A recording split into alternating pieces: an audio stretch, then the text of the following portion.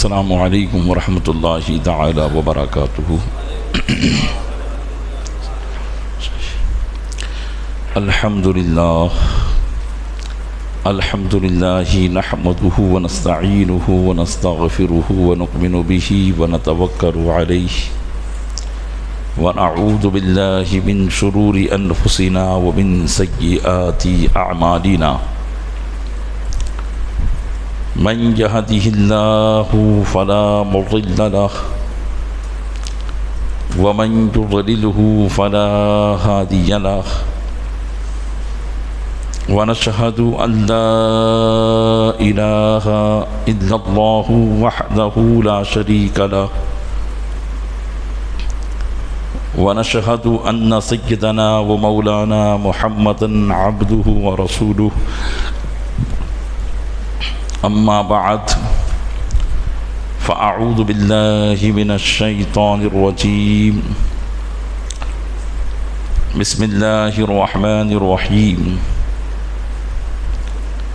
وأن الأرض لله يرثها عبادي الصالحون،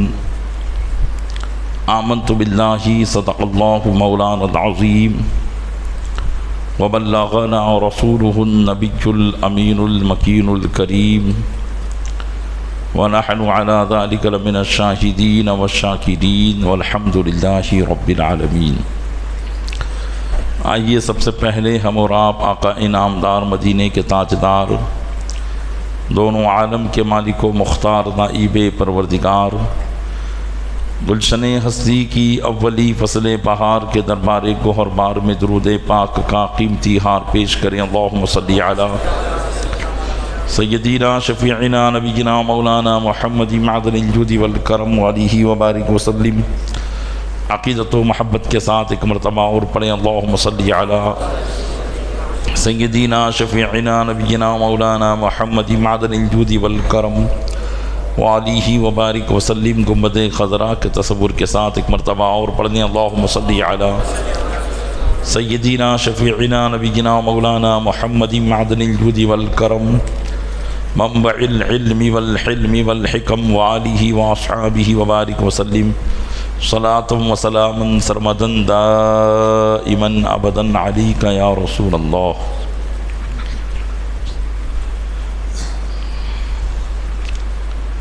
حضرات، خطبہ مسرونہ کے بعد قرآن مقدس کی ایک آیت کریمہ کی جز کا میں نے تلاوت کرنے کا شرف حاصل کیا ہے۔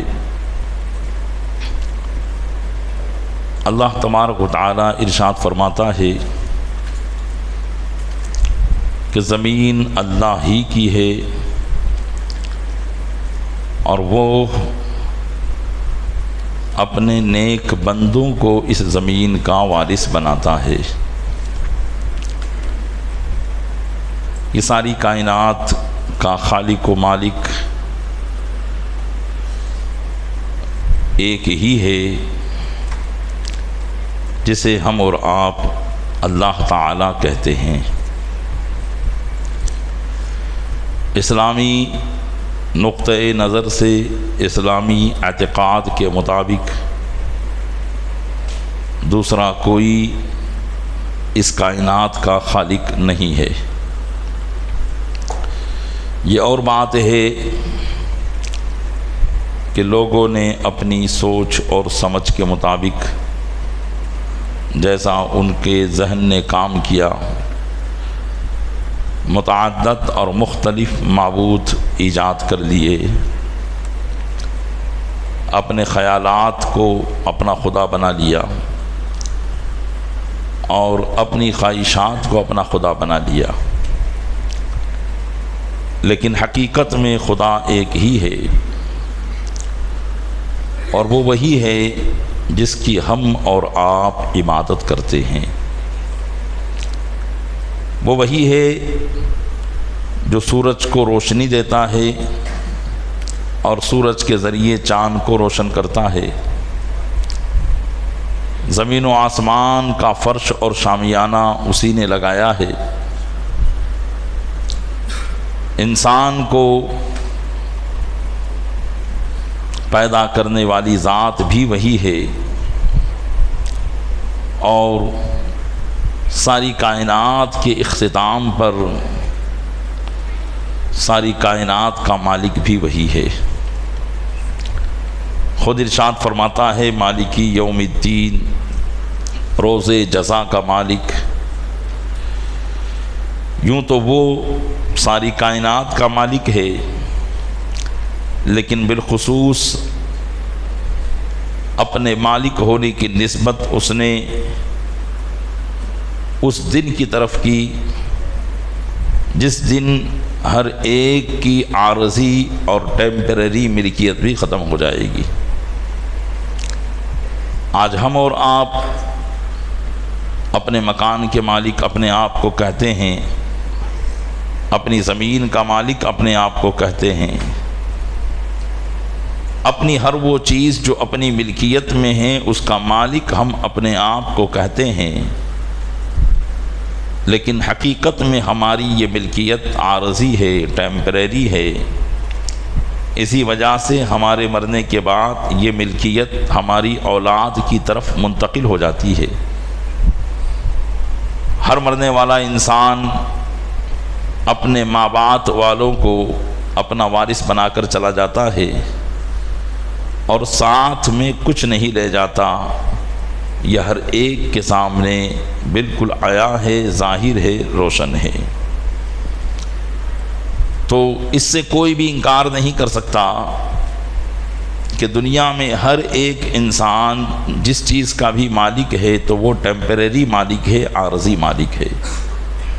ہمارے بعد ہماری اولاد کہے گی کہ ہم اس چیز کے مالک ہیں، ان کے بعد ان کی اولاد کہے گی۔ ہم اپنے باپ داداؤں کی زمین جائیداد کو ان کے بعد کہہ رہے ہیں کہ ہم اس کے مالک ہیں۔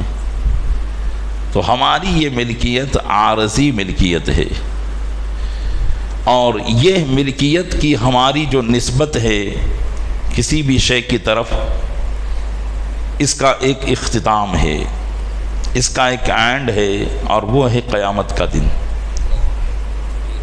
قیامت کے دن سے پہلے پہلے ہر ایک آدمی کسی بھی چیز کی طرف جس کا وہ مالک ہے اس کی طرف اپنی نسبت کر کے کہتا رہے گا کہ میں اس کا مالک ہوں، میں اس کا مالک ہوں، یہ میری ملکیت میں ہے، یہ میری پراپرٹی میں ہے۔ نسلاً بعد نسل یہ سلسلہ چلتا رہے گا، لیکن قیامت جب قائم ہو جائے گی تو پھر ٹیمپریری اور عارضی طور پر بھی دنیا کی یا آخرت کی کسی بھی چیز کا مالک کوئی نہیں رہے گا، صرف ایک ہی ذات اس کی مالک تھی اور رہے گی۔ اسی لیے اس نے اپنی نسبت اس دن کی طرف کی جس دن سب کی ملکیتیں ختم ہو جائیں گی۔ فرمایا مالکی یوم الدین، روز جزا کا مالک۔ اس دن سب کی ملکیتیں ختم ہو جائیں گی۔ اسی لیے تو فرمائے گا جب کائنات فنا ہو جائے گی، نفخ اولا پھونک دیا جائے گا اور کائنات فنا ہو جائے گی، تو فرمائے گا کہ کہاں گئے وہ جو میری برابری کا دعویٰ کرتے تھے؟ کہاں گئے وہ جو میری شرکت کا دعویٰ کرتے تھے؟ لیکن کون ہوگا جو اس وقت جواب دے؟ پھر فرمائے گا کہ بتاؤ آج کے دن کس کی ملکیت ہے؟ تو کون ہے جو اس بات کا جواب دے؟ تو خود ہی فرمائے گا للہ الواحد القہار، آج کے دن اللہ واحد قہار ہی کی ملکیت ہے۔ تو پیارے اسلامی بھائیوں، یہ ساری کائنات اسی کی ملکیت ہے، یہ زمین اسی کی ملکیت ہے۔ اس کا کوئی بھی مالک ہو جائے عارضی طور پر، لیکن وہ اپنے بندوں ہی کو، اپنے نیک بندوں کو وارث بناتا ہے۔ کبھی جب نیک بندوں کا اختتام ہو جاتا ہے، مسلمان مومنین صالحین دنیا سے ختم ہو جاتے ہیں، اور مسلمان اپنے رب عز و جل کہ نافرمان ہو جاتے ہیں تو ٹیمپریری طور پر اللہ اس دنیا کا مالک کسی اور کو بنا دیتا ہے۔ جن حضرات نے تاریخ کا مطالعہ کیا ہوگا، ہسٹری کا مطالعہ کیا ہوگا، وہ اس بات کو بخوبی جانتے ہیں۔ نمرود 800 سال تک حکومت کرتا رہا، ساری دنیا کا مالک رہا، ساری زمین کا مالک رہا۔ اللہ نے اس کا خاتمہ فرما کر حضرت ابراہیم علیہ السلام کے ماننے والے جو نیک بندے تھے ان کو پھر اس کا مالک بنا دیا۔ فرعون مصر کی سرزمین پر حکومت کرتا رہا، ایک زمانے تک اس کا ظلم و استبداد رہا، لیکن جب حضرت موسیٰ علیہ السلام اللہ کے نیک بندے پیغمبر آئے اور انہوں نے اپنی قوم کو سنبھالا، سنوارا، سدھارا، اور وہ سب اللہ کے ماننے والے، عبادت گزار، اطاعت شعار بن گئے، تو اللہ تعالیٰ نے زمین کا مالک ان کو بنا دیا۔ عرب کی سرزمین کو آپ دیکھ لیں، ایک زمانے تک کفر و شرک کا بول بالا تھا، کعبۃ اللہ شریف میں 360 بتوں کو نصب کر دیا گیا تھا، اللہ کا نام لینا وہاں پر جرم تھا، لیکن جب اللہ کے محبوب صلی اللہ علیہ وسلم تشریف لائے، اللہ نے کفر کا خاتمہ کیا اور اپنے نیک بندوں کو عرب کی زمین کا مالک بنا دیا۔ آپ ملکوں کی تاریخ کو اٹھا کر دیکھیں، کائنات کی ہسٹری کو پڑھیں، اتار چڑھاؤ، نشیب و فراز انسانی زندگی میں، معاملات میں ہوتا رہتا ہے۔ آج ہم جس دورے پرفتن سے گزر رہے ہیں، آج آپ دیکھ رہے ہیں کہ ایک اللہ کو ماننے والے محکوم ہیں، مظلوم ہیں، ان پر ظلم کیا جا رہا ہے، ان کے پاس کہیں کی حکومت نہیں ہے، تو یہ ہمارے اعمال کا نتیجہ ہے۔ اللہ نے ارشاد فرما دیا کہ وہ زمین کا مالک اور وارث اسی کو بنائے گا جو نیک بندے ہوں گے، جب ہم نیک بن جائیں گے وہ ہمیں سپرد کر دے گا، اور جب تک ہم نیک نہیں بنتے ہم پر ہمارے مخالفین کو مسلط کیا جائے گا اور ان کے ظلم و استبداد کے ذریعے راہ راست پر لایا جائے گا۔ جب مسلمان ظلم و استبداد برداشت کر کے ایک اللہ کی طرف متوجہ ہو جائیں گے، رجوع کر لیں گے، اپنی جلوت میں بھی خلوت میں بھی گناہوں کو چھوڑ دیں گے، نمازوں کے پابند، شریعت مطہرہ کے پابند ہو جائیں گے، تو پھر اللہ کا وعدہ ہے، ارشاد فرماتا ہے الذین ان مکناہم فی الارض اقاموا الصلاۃ وآتوا الزکاۃ وامروا بالمعروف ونہوا عن المنکر وللہ عاقبۃ الامور۔ جن کو اگر ہم زمین کا مالک بنا دے تو یہ وہ لوگ ہیں جو نمازیں قائم کریں گے، زکوٰۃ دیں گے، بھلائی کا حکم دیں گے، برائی سے روکیں گے، اور اللہ ہی کے لیے سارے معاملات کا انجام ہے۔ قرآن نے اصول بیان کر دیا، ایک دستور بیان کر دیا کہ اللہ زمین کا مالک کس کو بناتا ہے۔ اقاموا الصلاۃ وآتوا الزکاۃ امروا بالمعروف ونہوا عن المنکر، ان صفات کے حاملین کو وہ زمین کا مالک بناتا ہے، جو نماز قائم کرنے والے ہوں، زکوٰۃ دینے والے ہوں، نیکی کا حکم دینے والے ہوں اور برائیوں سے روکنے والے ہوں، ان لوگوں کو اللہ زمین کا مالک بناتا ہے۔ صحابہ کرام علیہم الرضوان جس وقت نبی کریم صلی اللہ علیہ وسلم کے ظاہری زمانے میں تشریف فرما تھے، اللہ تبارک و تعالیٰ نے یہ آیت کریمہ نازل فرمائی، اپنے محبوب پر ارشاد فرمایا کہ یہ وہ لوگ ہیں کہ جن کو اگر ہم زمین کا مالک بنا دیں گے تو یہ نمازیں قائم کریں گے، زکوٰۃ دیں گے، بھلائی کا حکم دیں گے اور برائی سے روکیں گے۔ صحابہ کرام علیہم الرضوان نے کر کے دکھا دیا، روئے زمین کو انصاف سے بھر دیا، ظالموں کا خاتمہ کر دیا، ہر ایک کو اللہ عز و جل کی طرف متوجہ کر دیا، تو اسلامی سرحدیں ہزاروں کلومیٹر کی دوری تک پھیل گئی، کیونکہ اللہ کا وعدہ تھا، وعدہ جب انسان نے پورا کیا اسے زمین کا مالک بنا دیا گیا۔ تو پیارے اسلامی بھائیوں، غور کرنے کا مقام ہے، ہم بھی چاہتے ہیں کہ ہمیں حاکمیت ملے، ہم بھی چاہتے ہیں کہ ہمیں امارت ملے، ہم بھی چاہتے ہیں کہ ہم بھی حاکمیت کو اختیار کریں، کچھ نہ کچھ تو ہمارا بول بالا ہو، ہماری آواز اونچی ہو، ہماری آواز ایوان حکومت تک پہنچانے کا کوئی معاملہ ہو، تو یہ اسی وقت ہو سکتا ہے جب کہ ہم اپنے رب عز و جل کی بارگاہ کے فرما بردار بن جائیں۔ ہم نے رخ کسی اور طرف کر رکھا ہے اور ہم یہ سوچ رہے ہیں کہ کامیابی ہمیں یہاں سے ملے گی، تو یہ ہماری غلط فہمی ہے، اس کا کوئی علاج نہیں ہے۔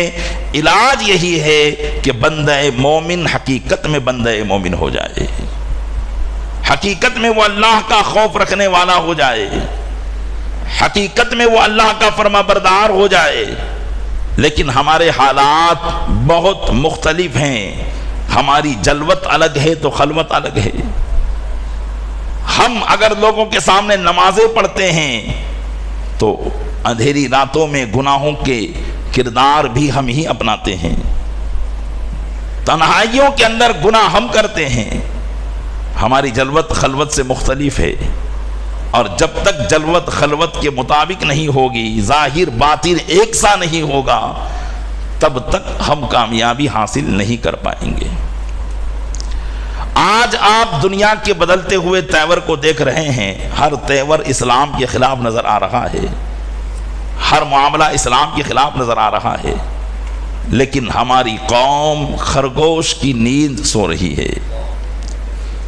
پیارے اسلامی بھائیوں، جس ملک میں ہم رہتے ہیں اس ملک میں ہمارے خلاف کیا کام ہو رہا ہے، ہماری 80% پبلک جانتی ہی نہیں کہ کیا ہو رہا ہے۔ ہم اپنی شادیوں میں مست ہیں، ہم اپنی برتھ ڈے منانے میں مست ہیں، ہم اپنی اسٹیٹس رکھنے میں مست ہیں، ہم گھومنے پھرنے میں مست ہیں، ہمیں اس بات کا کوئی احساس ہی نہیں ہے، اور جب احساس ہوگا اس وقت بات بہت دور تک چلی جائے گی۔ میں آپ کو جن چیزوں کی طرف متوجہ کرنا چاہتا ہوں، بہت سی باتیں ہیں، لیکن ان میں سے صرف ایک بات کی طرف میں آپ کی توجہ دلانا چاہتا ہوں جو آج ہمارے اس ملک کا نظام چل رہا ہے۔ سب سے پہلے میں آپ کو اس بات کی طرف لاتا ہوں کہ ہمارے اوقاف پر، جس کو وقف کہا جاتا ہے، وقف اوقاف ہی کی جمع ہے، یہ وقف ایک اسلامی معاملہ ہے اور ایک اسلامی اختیار ہے۔ سب سے پہلے آپ اس بات کو سمجھیں کہ وقف ہے کیا۔ وقف، اس کا ذکر احادیث میں بھی ہے، علماء کی تحریرات میں بھی ہے، اسی کو وقف کہا جاتا ہے۔ جب سے اسلام آیا، اللہ کے نیک بندے اللہ کی راہ میں اپنی زمین جائیداد وقف کرتے چلے آئے۔ یہ مسجدیں، یہ مدارس، یہ خانقاہیں، یہ درگاہیں، یہ سب اسی کی مثالیں ہیں۔ اس پر کسی ایک کا حق اور اختیار کبھی نہیں ہوتا، اس پر اختیار صرف اور صرف شریعت مطہرہ کا ہوتا ہے۔ شریعت مطہرہ اپنے قانون کے مطابق ان چیزوں کو چلاتی ہے، اسی کو وقف کہا جاتا ہے کہ کسی چیز کو کوئی مسلمان اپنی ملکیت سے نکال کر اللہ کے لیے وقف کر دے، اس طریقے سے کہ اصل چیز باقی رہے اور اس کے نفع سے مسلمانوں کو فائدہ پہنچتا رہے۔ شریعت مطہرہ کی زبان میں اسی کو وقف کہا جاتا ہے۔ صحابہ کرام علیہم الرضوان نبی کریم صلی اللہ علیہ وسلم کی بارگاہ میں آتے اور اپنی من پسند چیزیں، اپنی من پسند زمین جائیدادیں وقف کر دیا کرتے تھے، جیسا کہ امام بخاری اور امام مسلم اپنی صحیح میں اور دیگر محدثین بھی حضرت عمر رضی اللہ تعالیٰ عنہ سے روایت کرتے ہیں کہ حضرت عمر فاروق اعظم رضی اللہ تعالیٰ عنہ کو خیبر میں ایک زمین ملی، تو آپ حضور اقدس صلی اللہ علیہ وسلم کی خدمت میں حاضر ہوئے اور عرض کرنے لگے، یا رسول اللہ علیہ الصلوۃ والسلام، مجھ کو خیبر میں ایک اتنی بہترین زمین ملی ہے کہ آج تک ایسا مال مجھے ملا ہی نہیں ہے. سب سے بہترین مال ان کی زندگی کا جو خیبر میں ان کو زمین ملی تھی، کہتے ہیں اس سے بہترین مال آج تک مجھے نہیں ملا. حضور آپ اس کے متعلق کیا حکم ارشاد فرماتے ہیں؟ میں کیا کروں اس زمین کا؟ اللہ کے محبوب صلی اللہ علیہ وسلم نے فرمایا کہ تم چاہو تو اصل کو روک لو اور اس کے منافع کو صدقہ کر دو. تو حضرت عمر فاروق اعظم رضی اللہ تعالیٰ عنہ نے اس زمین کو اس طور پر وقف کر دیا اور یہ تحریر فرمایا کہ اس زمین کو نہ بیچا جائے گا، نہ کسی کو گفٹ کیا جائے گا، نہ میرے مرنے کے بعد اس میں وراثت جاری ہوگی. یہ زمین اپنی حالت پر باقی رہے گی اور اس سے جو بھی فوائد حاصل ہوں گے وہ فقراء، مساکین اور رشتہ داروں کو اللہ عز و جل کی رضا کے لیے تقسیم کر دیے جائیں گے. حضرت عمر فاروق اعظم رضی اللہ تعالی عنہ کہ اس فعل سے یہ مسئلہ مستنبط ہوا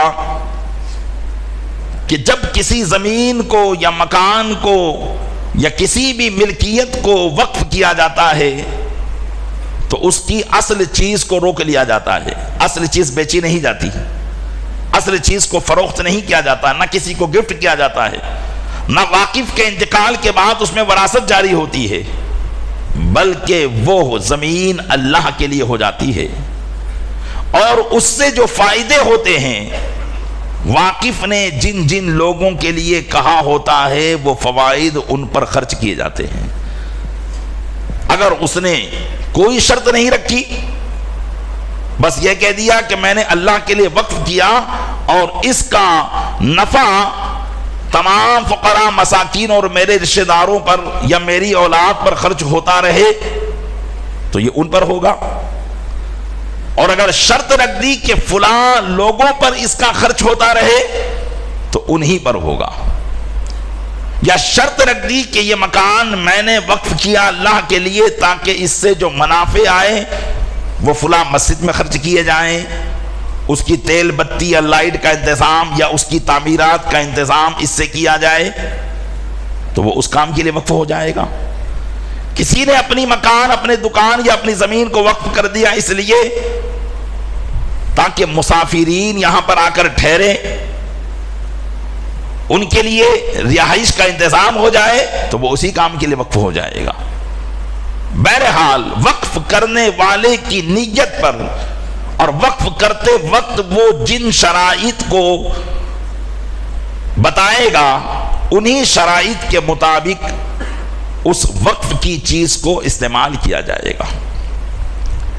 ابتدائے زمانہ سے صحابہ کرام علیہم الرضوان کے زمانے سے یہ کام ہوتا رہا.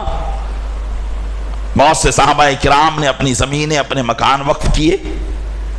حضرت عثمان غنی رضی اللہ تعالیٰ عنہ نے مدینہ منورہ کے اندر بئر روما، ایک کنویں کا نام ہے، اس کو وقف کر دیا کہ مدینہ منورہ میں صرف ایک ہی میٹھے پانی کا کنواں تھا، باقی سب کھارے پانی کے کنویں تھے. اور وہ میٹھے پانی کا کنواں جو تھا وہ ایک یہودی کا تھا، اور یہودی سب سے پیسہ لے کر اس کے پانی کو بیچا کرتا تھا. اللہ کے محبوب صلی اللہ علیہ وسلم نے فرمایا کہ کون ہے جو اس کنویں کو خرید کر مسلمانوں کے لیے وقف کر دے تاکہ جنت میں اس کو اس کا فائدہ ملے. حضرت عثمان غنی نے اس کنویں کی منہ مانگی قیمت دے کر اس کو خریدا اور اللہ کے لیے تمام مسلمانوں پر وقف کر دیا. آج بھی وہ بئر روما مدینہ منورہ میں موجود ہے. تو یہ مسلمان وقف کیا کرتے تھے. حضرت سعد بن عبادہ رضی اللہ تعالیٰ عنہ نبی کریم صلی اللہ علیہ وسلم کی بارگاہ میں آئے، عرض کرنے لگے یا رسول اللہ علیہ الصلوۃ والسلام، میری والدہ کا انتقال ہو گیا ہے، آپ بتائیں کہ میں ان کے لیے کیا کروں جس سے ان کو فائدہ ملے. کیونکہ یہ ہمارا عقیدہ ہے اور یہی صحابہ کرام کا عقیدہ تھا کہ مردوں کو زندوں کے اعمال سے فائدہ ملتا ہے، اسی لیے ہم تیجے دسویں وغیرہ کرتے ہیں، قرآن خوانی پڑھ کر ان کو اصالِ ثواب کرتے ہیں۔ یہ اور بات ہے کہ جو اس میں خرافات ہیں وہ ہماری اپنی ہے، لوگوں کو دعوتیں دینا، بڑے بڑے اس میں کھانے کرنا، یہ ہماری اپنی ہے، ورنہ اصل اس کا مقصد اصالِ ثواب ہے۔ اس کی اصل یہی حدیث پاک ہے کہ حضرت سعد بن عبادہ نبی کریم صلی اللہ علیہ وسلم کی بارگاہ میں آئے اور عرض کیا کہ میری والدہ کا انتقال ہو گیا، میں کیا کام کروں جس سے ان کو فائدہ پہنچے؟ آقا علیہ السلام نے فرمایا کہ لوگوں کو کنویں کی ضرورت ہے، کنواں کھودوا کر آپ اپنی ماں کے اصالِ ثواب کے لیے وقف کر دیں۔ چنانچہ حضرت سعد رضی اللہ تعالیٰ عنہ نے کنواں کھدوایا اور اس کو اللہ کے لیے تمام مسلمانوں پر وقف کر دیا۔ آقا علیہ السلام نے فرمایا کہ ہادی لأم سعد، یہ کنواں ام سعد کے لیے ہے، یعنی اس سے جو بھی فائدہ مسلمانوں کو ملے گا اور اس پر جو بھی ثواب ملے گا وہ حضرت سعد بن عبادہ کی والدہ کو ملتا رہے گا۔ تو پتہ چلا کہ صحابہ اکرام اس طریقے کے بھی کام کیا کرتے تھے۔ لیکن یہاں ایک غلط فہمی کا اظہار کرتا چلوں، بعض لوگوں کے دل و دماغ میں ہو سکتا ہے یہی بات بیٹھ گئی ہو کہ آقا علیہ السلام نے حضرت سعد بن عبادہ کو پانی تقسیم کرانے کا حکم دیا، کنواں کھدوانے کا حکم دیا، اس لیے کنواں کھدوانا ہی سب سے بڑی جو ہے ثواب کی بات ہے۔ اس لیے جہاں مسجد کا اعلان کرو کہ بھئی یہاں مسجد بن رہی ہے تو 10 آدمی کھڑے ہو جائیں گے کہ بھئی بور میری طرف سے کھدوا دینا۔ یہ نہیں دیکھتے کہ بور میری طرف سے کھدوا دینا تو 10 آدمی کھڑے ہو رہے ہیں، ضرورت تو ایک ہی بور کی ہے، آپ دوسرے کاموں میں بھی تو حصہ لے سکتے ہیں۔ زیادہ ثواب اس میں ہے جس کی ضرورت زیادہ ہو، ثواب دینا اللہ کی مشیت پر ہے، آپ کے سوچو بچار پر نہیں ہے کہ میں کنواں کھدواؤں گا، میں بور کھدواؤں گا تو ثواب زیادہ مجھے ملے گا، وہ تو اللہ کی مشیت پر ہے، جیسی آپ کی نیت ہوگی ویسا آپ کو ثواب ملے گا۔ تو اس لیے پیارے اسلامی بھائیوں، جہاں مسجد میں جو ضرورت ہو آپ وہ دیں، نہ کہ صرف تمام لوگ بور کھدوانے ہی پر اڑے رہیں اور اگر ان کو بور کھدوانے کا موقع نہ دیا جائے تو مسجد میں وہ دوسرا حصہ بھی نہ ملائیں۔ یہ آپ کی غلط فہمی ہے، آپ ہر قانون کو اپنے مطابق چلانا چاہتے ہیں جبکہ شریعت مطہرہ نے اس کے قانون بنائے ہوئے ہیں۔ ایک مسلمان کی رضامندی وہی ہونی چاہیے جو اللہ اور رسول کی رضامندی ہو۔ اس لیے کبھی بھی کسی بھی چیز کو وقف کرنا ہو تو اس کو وقف کرنے میں زیادہ ثواب ملتا ہے جس کی مسلمانوں کو ضرورت زیادہ ہے۔ مسلمانوں کو ضرورت ہاسپٹل کی ہے، آپ مدارس کھلائے چلے جا رہے ہیں۔ مسلمانوں کو ضرورت مدارس کی ہے، آپ ہاسپٹل قائم کرتے چلے جا رہے ہیں۔ مسلمانوں کو ضرورت مساجد کی ہے، آپ دوسرے کاموں میں پیسہ خرچ کیے چلے جا رہے ہیں اور سوچ رہے کہ اس میں ثواب زیادہ ملے گا۔ تو یہ آپ کی اپنی منشا کے مطابق خرچ کرنا ہوا، نہ کہ اللہ کی مشیت کے مطابق، اللہ کی رضا کے مطابق۔ یہ آپ نے جو سوچ بنائی تھی کہ میں یہ کام کروں گا تو بس آپ اسی پر اٹکے ہوئے ہیں۔ مسلمانوں کو جو ضرورت ہے اس پر خرچ کرنا یہ زیادہ ثواب کا کام ہے۔ تو یہ وقف کا معاملہ جو ہے آج کا نہیں ہے، صحابہ کرام کے دور سے یہ سلسلہ چلا آ رہا ہے، اور مسلمان اللہ کے لیے زمینوں کو وقف کرتے ہیں، مکانوں کو وقف کرتے ہیں، اور جب وہ چیز وقف ہو جاتی ہے تو قیامت تک وہ چیز اللہ عز و جل کے لیے ہو جاتی ہے۔ اب اس سے کوئی ذاتی فائدہ حاصل نہیں کر سکتا، اس کو کوئی اپنی ذاتی ملکیت میں داخل نہیں کر سکتا، چاہے وہ کوئی بھی حکومت آئے اس کو اپنی ذاتی ملکیت میں داخل نہیں کیا جا سکے گا۔ اس کا جو بھی معاملہ ہوگا وہ شریعت مطہرہ کے قانون کے مطابق ہوگا، کوئی دنیاوی قانون اس کو نہیں چلا سکتا ہے۔ اس لیے کہ ظاہر سی بات ہے کہ اس سے ہمارا مقصد کیا ہے؟ اللہ کی رضا حاصل کرنا، اور اللہ کی رضا کب حاصل ہوگی؟ جبکہ ہم اللہ کی رضا کے مطابق اس کام کو کریں گے۔ اگر ہم نے کسی قانون کے مطابق یا خود نے اپنا کوئی قانون بنا لیا، جیسے مسجد اور مدرسے کے متولیان ٹرسٹیان اپنی طرف سے قانون بنا لیتے ہیں مسجدوں کے اندر کہ یہاں مدرسہ نہیں چلنے دیں گے، یہاں یہ کام نہیں ہونے دیں گے، یہاں درس نہیں ہوگا، یہاں صرف 5 وقت کی نمازیں ہوگی، تو یہ ان کا اپنا قانون ہے. جبکہ مساجد اور مدارس کو بنایا ہی اللہ کے ذکر کے لیے کیا جاتا ہے، اور اللہ کا ذکر نماز بھی ہے، عبادات بھی ہے، ریاضات بھی ہے، قرآن کی تلاوت بھی ہے، علم دین بھی ہے، یہ سب اللہ کا ذکر ہے. اور آپ اللہ کے ذکر کو مسجدوں سے روک رہے. قرآن کریم فرماتا ہے وَمَنْ أَظْلَمُ مِمَّنْ مَنَعَ مَسَاجِدَ اللَّهِ أَنْ يُذْكَرَ فِيهَا اسْمُهُ، اس سے بڑھ کر ظالم کون ہے جو مسجدوں میں اللہ کے ذکر کیے جانے کو روکتا ہے. تو اگر اس آیت کریمہ کو دیکھا جائے اور ان ٹرسٹیوں کے رویے کو دیکھا جائے تو پھر یہی سمجھ میں آتا ہے کہ اللہ کی نظر میں سب سے بڑا ظالم وہی ہے. وہ نیکوکار نہیں ہے، وہ مسجد کے کام کر کے عبادت گزار نہیں ہے، وہ فرما بردار نہیں ہے، بلکہ اللہ کی نظر میں وہ سب سے بڑا ظالم ہے. لیکن آج بات یہ ہے کہ ہم اسلام کو ڈھونڈ رہے ہیں اور اسلام ہمیں مسجدوں میں بھی نہیں مل رہا ہے. ہم شریعت کو ڈھونڈ رہے ہیں، شریعت ہمیں مسجدوں میں بھی نہیں مل رہی ہے، مدرسوں میں بھی شریعت نہیں مل رہی ہے، کیونکہ مسجدوں میں مدرسوں میں شریعت کا قانون نہیں چل رہا ہے، بلکہ مسجدوں مدرسوں کے اندر قانون ٹرسٹیوں کے چل رہے ہیں. آج مسجدوں مدرسوں میں جو قانون چل رہے ہیں وہ مالداروں کے چل رہے ہیں. جس نے زیادہ چندہ دے دیا اس کا قانون چل رہا ہے. کوئی شخص اصل مسجد کو خارج مسجد کر دیتا ہے، اس پر کوئی نہیں روک لگا سکتا ہے، اس پر کوئی پابندی نہیں لگا سکتا ہے. وقف کی زمین کے ٹرسٹیان مالکان بن کر بیٹھ گئے، وہ کسی کو بھی زمین کرائے پر دے، مسلمان اس پر قبضہ جما کر بیٹھ جائیں، وہاں کوئی شریعت کا قانون نہیں چل رہا ہے. تو پیارے اسلامی بھائیوں، آپ غور کریں کہ ہم کس نہج پر چلے گئے، کس پستی میں اتر گئے، کس تنزلی میں اتر گئے اور اللہ کی رحمت کا انتظار کر رہے ہیں.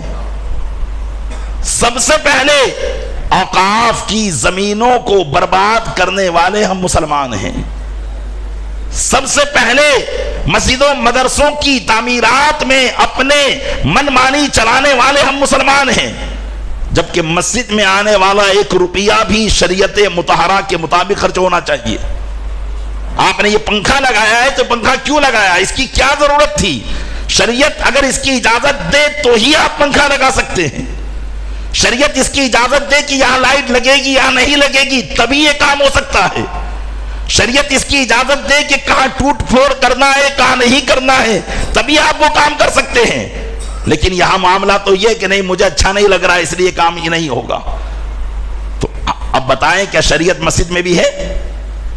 کیا وہ مکمل اسلام مسجدوں میں بھی پایا جا رہا ہے؟ سارے مسلمان مساجد میں اسلام کو ڈھونڈنے آ رہے ہیں، لیکن مساجد میں بھی منمانی ہے، مساجد میں بھی اپنی خواہشات ہے.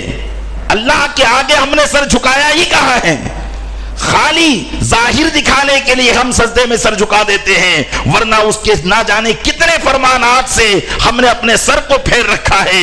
اگر ہم اس کا معائنہ کریں اور اپنا جو ہے تجزیہ کریں تو ہم سوچ میں پڑ جائیں گے کہ نہ جانے کتنے فرمانات سے ہم نے اپنے منہ کو موڑ رکھا ہے. آج کون ہے جو شریعت کو فالو کر رہا ہے؟ شریعت کو فالو کرنے والے مسلمان آج ختم ہوتے چلے جا رہے ہیں. یہ بلائیں وقف بورڈ کی جو آئی یہ ہمارے اپنے اپنے کرتوت ہیں. قرآن فرماتا ہے وَمَا أَصَابَكُم مِّن مُّصِيبَةٍ فَبِمَا كَسَبَتْ أَيْدِيكُمْ وَيَعْفُو عَن كَثِيرٍ، اور جو مصیبتیں تم کو پہنچتی ہیں وہ تمہارے ہاتھوں کے کرتوت ہیں. بہت سی باتیں تو اللہ معاف کر دیتا ہے. اگر وہ ہر بات پر ہماری پکڑ فرمائیں، قسم خدا کی ہم جینے کے لائق نہیں ہیں، ہم جینے کے لائق نہیں ہیں، ہم ان نعمتوں کو استعمال کرنے کے لائق نہیں ہیں. اگر وہ ہماری ہر بات پر پکڑ فرمائیں تو یہ نعمتیں ہماری چھین لی جائے، یہ ہمارے رنگ و روپ ہم سے چھین لی جائے، یہ ہماری عیش و آرام کی جو ہے چیزیں ہم سے چھین لی جائے اگر اللہ پکڑ فرمانے پہ آ جائے. لیکن وہ مہربان ہیں، وہ رحمان ہیں، وہ رحم فرماتا ہے، اپنے بندوں کو مہلت دیتا ہے کہ آج نہیں تو کل یہ میری بارگاہ کی طرف آ جائے گا. پیارے اسلامی بھائیوں، آج غور کرنے کا مقام ہے. آپ پھر بھی انسان وقت ہی پر چاہے تو بیدار ہو جائے اور اپنے آپ کو شریعت کے مطابق کر لے تو یہ اس کے لیے بہت اچھی بات ہے۔ آج میں آپ کو آخری بات اپنی جو بتانے جا رہا ہوں، آپ سن رہے ہیں کہ وقف بورڈ کے بہت سے معاملات سوشل میڈیا پر بھی آپ دیکھتے ہوں گے، سنتے ہوں گے، اور ایک بل جو پاس کر دیا گیا ہے، جبکہ خود حکومت ہند نے وقف بورڈ کا قانون ہم کو دیا تھا اور ہم اس کے مطابق اپنے وقف بورڈ کو چلاتے تھے، لیکن اب اس وقف بورڈ کو حکومت نے اپنے تحویل میں لے لیا ہے۔ اس کے نقصانات کیا ہیں؟ اس کے چند نقصانات آپ سماعت کریں۔ پہلے اس کی ایک تفسیر میں آپ کے سامنے پیش کرتا ہوں کہ سب سے پہلے یہ وقف بورڈ کب بنا؟ ہندوستان جب آزاد نہیں ہوا تھا، اس سے پہلے انگریزوں کے حکومت سے پہلے اسلامی حکومت تھی، مسلمان بادشاہ وقف بورڈ کے لیے متولی مقرر کرتے تھے اور ان کے تحت یہ نظام چلتا تھا۔ اس وقت وقف بورڈ نہیں بنا تھا۔ بعد میں اسلامی حکومت گئی، 1937 میں انگریزوں نے وقف بورڈ بنایا اوقاف کی زمینوں کی حفاظت کرنے کے لیے۔ اس کے بعد 1954 میں آزادی کے بعد اس میں کچھ تبدیلی کی اور 1995 میں وقف عدالت بنی، جو آج دن تک تھی کہ وقف کے اگر کوئی مسائل ہوتے تو اس وقف عدالت کے اندر وہ مسائل حل کیے جاتے تھے، اور اس کے اندر عموماً مسلمان ہوا کرتے تھے، اگرچہ وہ مسلمان بھی شریعت سے بہرہ ہے اور شریعت مطہرہ کا کچھ علم رکھنے والے نہیں تھے، کیونکہ یہ ساری چیزیں علماء کے ہاتھ سے لے لی گئی تھی۔ انگریزوں کی سوچ کے مطابق علماء کو تو ایسا بدنام کر دیا گیا تھا کہ یہ چیزیں انہی لوگوں کے ہاتھ میں ہوتی تھی جو زیادہ گورنمنٹ کے قریب ہوتے تھے، تو ان لوگوں کے ہاتھ میں یہ تھا۔ بہرحال وہ نام کے مسلمان تھے، وہ کرتے تھے، کچھ بھی تھا۔ اس کے بعد اب جو ہوا ہے کہ وقف بورڈ کو پورا بل پاس کر کے حکومت نے اپنی تحویل میں لے لیا اور اس میں 5 بڑے بدلاؤ کر دیے ہیں۔ وہ کون سے 5 بڑے بدلاؤ ہیں جس میں مسلمانوں کی ان تمام پراپرٹیوں کو نقصان، بلکہ ہو سکتا ہے کہ ہماری مسجدوں پر تالے لگ جائیں، ہمارے مدارس بند کر دیے جائیں اور ہماری اوقاف کی زمینیں ضبط کر لی جائیں، یہ بھی ہو سکتا ہے۔ جیسا کہ تاریخ کا مطالعہ کرنے والے، ہسٹری کا مطالعہ کرنے والے جو دوسری اسلامی کنٹریوں کا مطالعہ کر چکے ہیں، وہ اس بات کو جانتے ہوں گے کہ سب سے پہلے اسلام کو ختم کرنے کے لیے ظالم حکومتوں نے وقف بورڈ کو اپنے کنٹرول میں لیا ہے، مدارس کو بند کرنے کی کوششیں کی گئی ہے، تو اسلام خود بخود ختم ہو گیا ہے۔ تو آئیے 5 بڑے بدلاؤ کون سے ہیں؟ نمبر 1، نان مسلم اس کا CEO ہوگا اور 2 ممبر بھی نان مسلم ہوں گے۔ پہلے سب کے سب مسلمان ہوتے تھے، اب وقف بورڈ کے اندر 2 ممبر نان مسلم ہوں گے، مطلب وقف کے تمام فیصلے یہ CEO کرے گا، اور وقف پراپرٹی کا جو 5% وقف بورڈ میں جاتا تھا وہ بھی نان مسلم کے ہاتھ میں جائے گا۔ ایک یہ بڑا نقصان۔ دوسرا، کسی بھی پراپرٹی میں اختلاف ہوا تو پہلے وقف عدالت میں کیس جاتا تھا، اب یہ کیس ضلع کلیکٹر کے فیصلے سے ہوگا۔ مطلب یہ ہے کہ جس کی لاٹھی اسی کی بھینس ہوگی۔ ضلع کلیکٹر جو فیصلہ کرے گا، مثال کے طور پر کسی نے کسی مسجد کی زمین پر آ کر اپنا حق جما دیا، اختلاف ہوا اور وہ کہے کہ یہ زمین میری ہے اور فیصلہ کورٹ میں گیا، تو ہو سکتا ہے کہ وہ ضلع کلیکٹر اس کے حق میں فیصلہ کر دے جس نے اس پر دعویٰ کیا ہے۔ اور آج یہ چیزیں یوپی اور بہار کے اندر ہونا شروع ہو چکی ہے۔ اس طریقے سے وقف کی زمینوں کو ایٹھا جا رہا ہے۔ اور تیسرا بدلاؤ جو ہے، اگر پراپرٹی کا لکھت میں کوئی ڈاکیومنٹ نہیں ہوگا تو اسے 6 مہینے میں ثابت نہیں کرنے پر سرکار قبضہ کر لے گی۔ کہ اگر پراپرٹی کا کوئی لکھت میں کوئی اس کے پاس کاغذات نہیں ہے، جیسا کہ بہت سی مسجدیں ایسی ہوتی ہیں پرانے زمانے چلی آ رہی ہے لیکن کوئی کاغذات ان کے پاس نہیں ہوتے، تو اگر 6 مہینے پر یہ کاغذات ثابت نہ کر پائے تو پھر گورنمنٹ اس پر قبضہ کرے گی۔ اور چوتھا بدلاؤ جو آیا ہے کہ وقف پراپرٹی کا ڈیجیٹل ڈیٹا 6 مہینے میں جمع کرنا ہوگا، نہ کرنے پر پراپرٹی ضبط کر لی جائے گی۔ ڈیجیٹل ڈیٹا اگر جمع نہ کیا جائے 6 مہینے تک تو پھر اس وقت پراپرٹی پر گورنمنٹ کا حق ہوگا اور گورنمنٹ جو چاہے گی کرے گی. اور یہ بالکل شریعت مطہرہ کے خلاف ہے، جیسا کہ آپ نے ابتدائی تقریر میں سماعت کیا کہ وقت پر صرف اللہ اور رسول کا قانون نافذ اور جاری ہوتا ہے.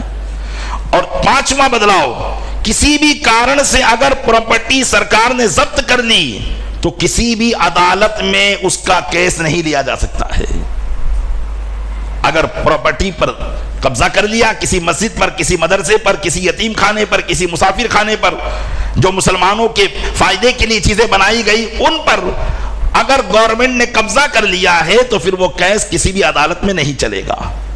یہ 5 بڑے بدلاؤ اس نئے بل کے اندر پاس کیے گئے اور اس کو نافذ کر دیا گیا ہے. بحمدہ تعالیٰ کئی مسلمانوں نے اس قانون کے خلاف سپریم کورٹ میں یاچیکا داخل کی ہے، کیس درج کیا ہے اور اس کی سنوائی کو مؤخر کیا جا رہا ہے. تو آپ سب دعا کریں کہ اللہ تبارک و تعالی ہمیں اس میں کامیابی عطا فرمائے. یقیناً پیارے اسلامی بھائیوں، آپ یہ سوچ رہے ہوں کہ یہ زمین چلی جائے گی تو ہمارا اس میں کیا نقصان ہے، جیسا کہ آج مسلمانوں کا یہی معاملہ ہے. آج مسجدوں میں کچھ معاملہ ہوتا ہے تو کسی مسلمان کو کچھ پڑی نہیں ہے، بلکہ کچھ مسلمان تو ایسے جری ہو گئے جو خود مسجدوں کو توڑوانے کی بات اپنی زبان سے کہتے ہیں. اپنی زمین پر اگر کوئی معاملہ آ گیا تو اس کو مسجد کے اوپر ڈال دیا، اپنا مکان بچانے کے لیے مسجد پر وہ کیس ڈال دیا. ایسے بھی مسلمان آج ہمارے درمیان پائے جا رہے ہیں، مسجدوں کو توڑوانے کی بات کرتے ہیں، مسجدوں کے خلاف کیس دائر کرواتے ہیں، مسجدوں کے خلاف پولیس اسٹیشن جاتے ہیں. ایسے بھی مسلمان آج ہو گئے ہیں جن کو اللہ اور اللہ کے گھر سے کوئی محبت نہیں ہے. وہ صرف اپنا الو اور یہ زندگی کے 2 ٹکے کمانے کے لیے، جس زندگی کا کوئی بھروسہ نہیں ہے، وہ اللہ کے گھر سے دشمنی مول لے رہے ہیں.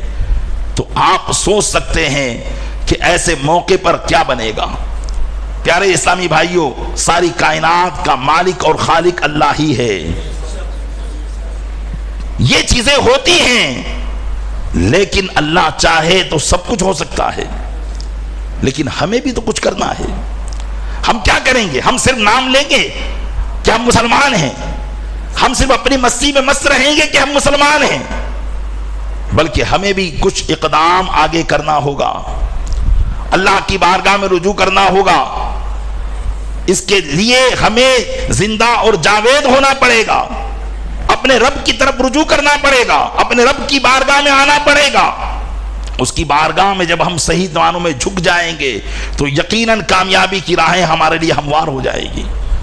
یہ ایک چیز ابھی ہوئی ہے، اور دوسری چیز جو نافذ ہونے جا رہی ہے، جس کو رمضان میں بھی کچھ تراویح کے وقت میں خلاصہ کیا تھا، UCC. ہندوستان کے ایک صوبے میں یہ قانون نافذ ہو گیا ہے. UCC یعنی یونیفارم سول کوڈ، تمام شہر والوں کے لیے ایک قانون. اتراکھنڈ میں یہ قانون نافذ ہو چکا ہے. دوسرا اب گجرات کا نمبر ہے اور اس کی بھی تاریخ دی گئی ہے، اور یہاں پر بھی اس قانون کو نافذ کیا جا رہا ہے، جس کے اندر مسلمانوں کے بہت سے اختیارات لے لیے جائیں گے جو آزاد ہندوستان میں مسلمانوں کو اس وقت دیے گئے تھے. اور بہت سی پریشانیاں مسلمانوں کو لاحق ہوگی، جس کی تفصیل کے لیے اب میرے پاس وقت باقی نہیں ہے. لیکن آپ ان باتوں کو پڑھیں، سنیں، سوچیں، اپنی مستیوں میں مست نہ رہیں، واٹس ایپ پر صرف میسج کو شیئر کرنے میں نہ لگے رہیں، بلکہ اللہ کے لیے، اللہ کے دین کی مدد کے لیے کھڑے ہو جائیں. شریعت مطہرہ پر خود عمل کریں، اپنے گھر والوں کو عمل کرائیں، اپنے رشتہ داروں کو عمل کرائیں. اگر ہم خود شریعت مطہرہ کے پابند ہو گئے تو انشاءاللہ تبارک و تعالی نصرت الہی ہمارے ہی لیے ہے، مدد اللہ کی ہمارے ہی لیے ہے. لیکن بس بات یہی ہے کہ ہم نے جب شریعت کو پس پشت ڈالا ہے تو اللہ عز و جل بے نیاز ہے، اسے ہماری کوئی ضرورت نہیں ہے. اس لیے پیارے اسلامی بھائیوں، ہم بھی اس معاملے کے لیے جو UCC قانون ابھی نافذ ہوا نہیں ہے، لیکن گجرات میں اس کی کوشش چل رہی ہے، اس کے خلاف بھی آپ اپنی عرضیاں درج کروائیے. رمضان میں بھی درج کروائی گئی تھی، اور جس سے جو ہو سکے وہ اس کے لیے کوشش کیجئے، اللہ کی بارگاہ میں دعائیں کیجئے، نمازوں کی کثرت کیجئے، نماز حاجت پڑھیے، صلاۃ حاجت پڑھیے، اور اللہ کی بارگاہ میں دعا کیجئے کہ اللہ تعالی ہمارے ہندوستان میں ہمیں شریعت مطہرہ کے مطابق زندگی گزارنے کی سعادت عطا فرمائے، جیسا کہ ہم ابھی تک گزار رہے ہیں۔ ابھی تک ہمارے اوپر کوئی پابندی نہیں ہے، لیکن اگر یہ قانون نافذ ہو جاتا ہے تو بہت سے کام ہم کو شریعت کے خلاف کرنے پر مجبور کر دیا جائے گا، بہت سے کام اللہ اور رسول کی مخالفت کے کرنے پر مجبور کر دیا جائے گا، تو آپ کیا کر لیں گے؟ اس لیے پیارے اسلامی بھائیوں، کچھ دنیا سے اپنا دل ہٹا کر اللہ اور رسول کے دین کی خدمات کے لیے تیار ہو، اور اپنے لیے نہیں تو کم سے کم اپنی آنے والی نسلوں کے لیے انتظام کر کے جائیں۔ ہو سکتا ہے ہماری زندگی صحیح گزر جائے، لیکن آگے والوں کے لیے جو وقت ہوگا وہ نسلیں ہمیں بد دعائیں دیں گی کہ ہمارے بڑے بوڑھوں نے ہمارے لیے وہ کام نہ کیا جس کی وجہ سے آج ہم غلامی کی زندگی گزار رہے ہیں۔ عمل کے اعتبار سے تو ہم غیروں کے غلام ہو چکے ہیں، لیکن ظاہری اعتبار سے بھی آپ کو غلام بنا دیا جائے گا، ہمیں غلام بنا دیا جائے گا، یہ کوئی بعید نہیں ہے۔ اللہ تبارک و تعالی اپنا رحم و کرم ہم پر نازل فرمائے، اپنی حفظ و امان میں رکھیں۔ ربنا لا تجعلنا فتنة للقوم الظالمین ونجنا برحمتک من القوم الکافرین۔ اللہ ہم کو ہر شر سے محفوظ فرمائے اور شریعت مطہرہ پر عمل کرنے کی توفیق عطا فرمائے۔ آمین بجاہ النبی الامین۔